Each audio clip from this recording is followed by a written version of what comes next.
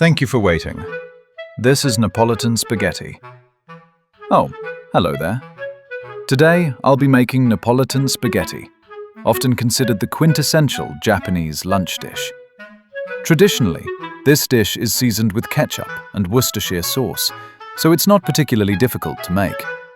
However, I'd like to introduce a version of Napolitan spaghetti that uses only salt for seasoning, deliberately omitting the ketchup and Worcestershire sauce.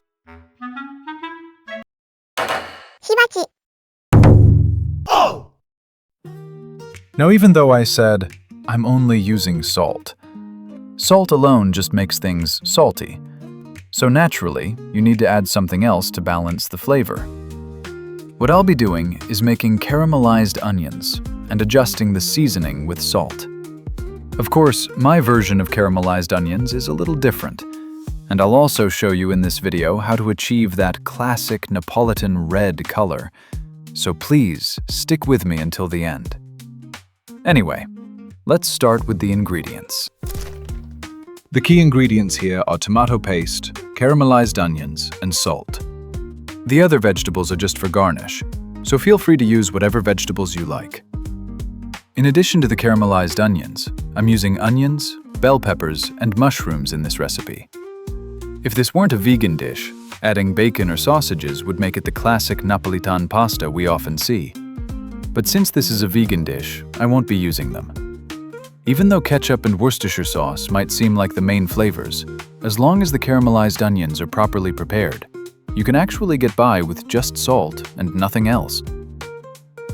That said, when it comes to the definition of Napolitan, I get the feeling there isn't really a set standard. For instance, there are versions of Napolitan that don't use ketchup, like the one I make, and there are also versions that don't use tomato paste and aren't red.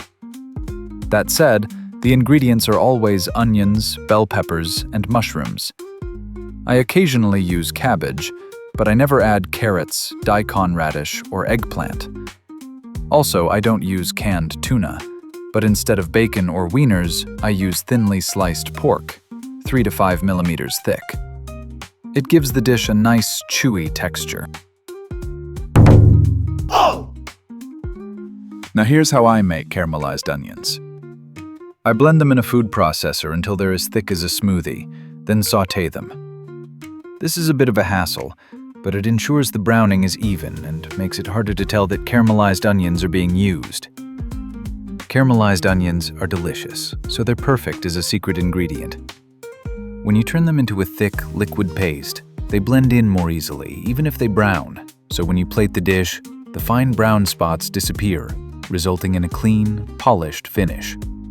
All that's left is the determination to sauté the onions. So, let's add the oil and start sautéing. Since the mixture is still quite runny at this stage, it won't burn even on high heat at first. But as the moisture evaporates, it will eventually start to brown. In my opinion, while the browned color is important in caramelized onions, the key lies in the Maillard reaction that occurs when the onions brown. This reaction binds the sugars in the onions, enhancing their umami flavor. In other words, it's not enough to just burn it here and there. You need to caramelize the entire mixture so that the sugars and amino acids combine to enhance the umami. That's why it's crucial to develop a uniform caramelization, which means constantly stirring while sautéing. I believe the flavor depends entirely on how carefully you do this.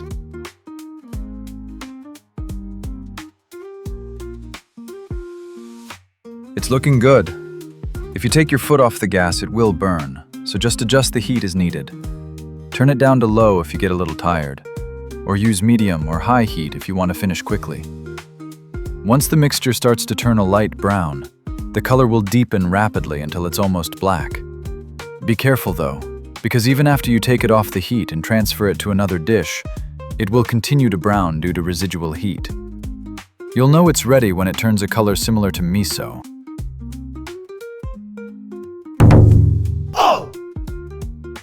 Next up is the tomato. I'm using tomato paste this time, but you can't capture the unique aroma and acidity of tomatoes without using fresh ones.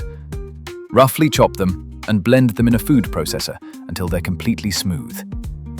Add the tomato paste and caramelized onions to this mixture. Then season with salt, and you'll end up with a sauce that's just as flavorful as store-bought ketchup. When you think about it, cooking isn't about subtraction or addition. It's about how much you can express with what's right in front of you, isn't it? I imagine you all are also relying on what's always at hand, rather than going out of your way to source rare ingredients or condiments. Whenever I'm making something in the kitchen, I find it fun to create a dish using only what's readily available. And then there's tomato paste. The product is labeled chopped tomatoes, and it states that the tomatoes are sourced from Italy. Since it has less acidity than fresh tomatoes and allows you to use a larger quantity at a lower cost, this is definitely a must-have. Next, stir well and simmer to reduce the liquid and evaporate the moisture from the tomatoes, and you'll end up with a rich vegetable sauce. While salt alone is usually enough to season this sauce, Japanese-style Napolitan sometimes includes a generous amount of white pepper. This practice was pioneered by a long-established hotel somewhere in Japan, and even today, Napolitan made in Nagoya, Aichi Prefecture, often includes a large amount of white pepper. Of course, it varies by restaurant, but the spiciness of Napolitan is typically achieved with white pepper. Since I believe personal preference regarding spiciness is up to the individual, I provide white pepper and Tabasco sauce for those who order Napolitan. However, I don't add any spice to the Napolitan I make. Even children say it's delicious and enjoy eating it.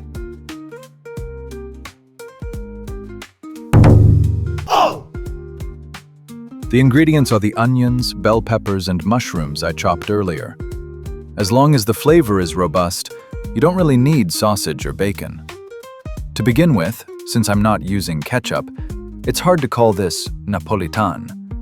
Not only that, but it's quite labor-intensive, and given the name Napolitan, I'm afraid people from a certain country might get upset. So, I suppose I could just call it tomato pasta, but I'm really struggling with what to call it. If you have any good suggestions for a name, please let me know.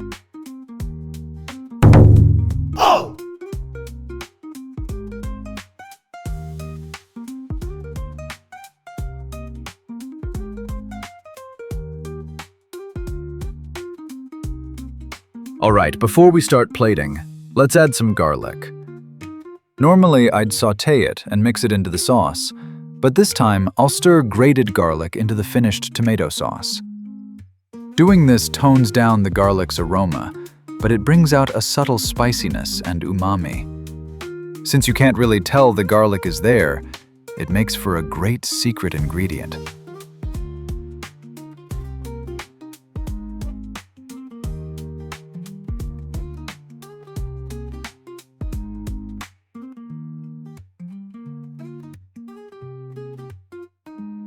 Now, let's add the spaghetti. In my noodle dishes, I make sure the noodles themselves are well seasoned. When you think about it, Japanese people tend to prefer carbohydrates over ingredients, and they tend to judge a dish based on how well those carbohydrates are prepared. If you were served just spaghetti and wanted people to say, "This is Napolitan," it simply wouldn't work unless the noodles themselves had flavor. On the other hand, if the noodles are flavorful enough, the dish works even if the vegetables aren't seasoned. In other words, you eat the noodles, but use the vegetables to balance the flavor or change it up. There are likely to be mixed opinions on this theory, but this is my personal suggestion based on the fact that I find it just too heavy if the flavor is too strong.